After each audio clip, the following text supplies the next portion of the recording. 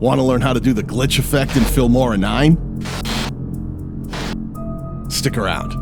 I'll show you how. Hit the subscribe button and click the notification bell to be part of the conversation. A lot of people have asked me how to do this glitch effect, and I always explain that I do things like this using a third-party photo editing software in conjunction with Filmora 9. But I always get the same response: Daniel, show us how to do that. So today I will. The first thing you want to do is find a piece of footage you want to work with and bring it down into your timeline. In this case, I've got a piece of footage of a man just sitting on a bench. Let me stretch that out a bit, find a place that I feel like adding one of these glitches, put the playhead there, and slice the footage at that point. Now, with the playhead still in that location, I'm going to go up to the upper right, just under the preview window, and take a snapshot.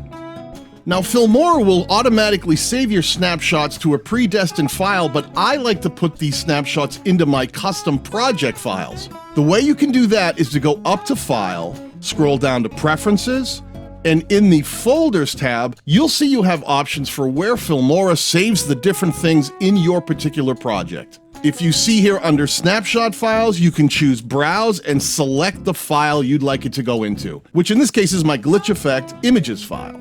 The next thing I'm going to do is open up the photo editing software that I like to use, Affinity Photo.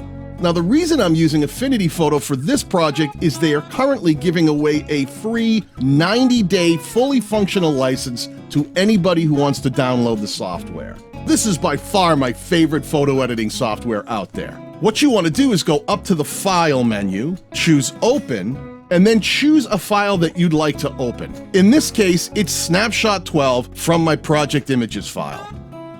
Now, over in the left, I'm going to choose the Selection Brush tool. If I left-click and hold and drag it around the inside of the image of this man, it will allow me to intelligently mask his body out. If your mask happens to stray outside the limitations of the man's body, in the upper left, click on Subtract, and you can left-click and remove the extra portions.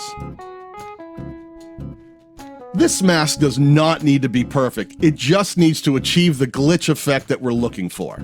Once we have him roughly traced, let's go over to the left, choose the Erase Brush tool, and then completely erase everything inside of that selection. Now that portion of this image is transparent and we are done. In the upper left, under File, let's choose Export, and make sure you export this as a PNG file back into the folder where you'd like to be able to find it in Filmora, and choose Save. Now, back in my Filmora project, I'm going to import that exact same file. I'll bring that down into my timeline right on top of my original file and right where that split was that I put into the main footage file. Now, I only need a couple of frames of this to create this effect, so let me stretch this out in my timeline as far as it will go, move a couple of frames forward, and slice this upper image track.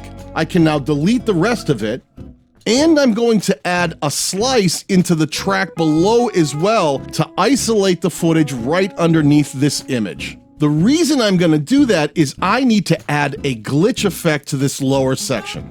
In the upper left, click on the Effects tab, click on Included, and then in the search bar, type in the word glitch. You'll see that all the options for glitch effects will pop up, and the one we want to use today is the glitch distortion. Let's left-click on that, drag it down, and put it just over that small sliced section in our timeline. I'm going to turn off the upper track to show you something.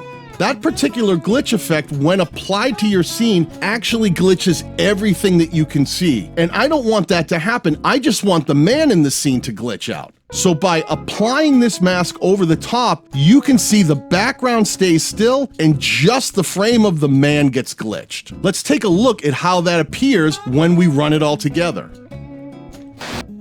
Now, you can make this look cooler by doing things like adding a custom LUT over the top.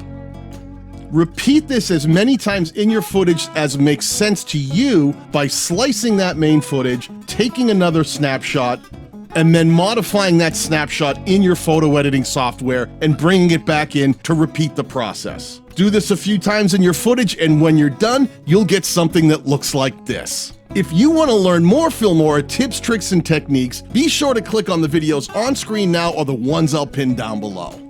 Peace.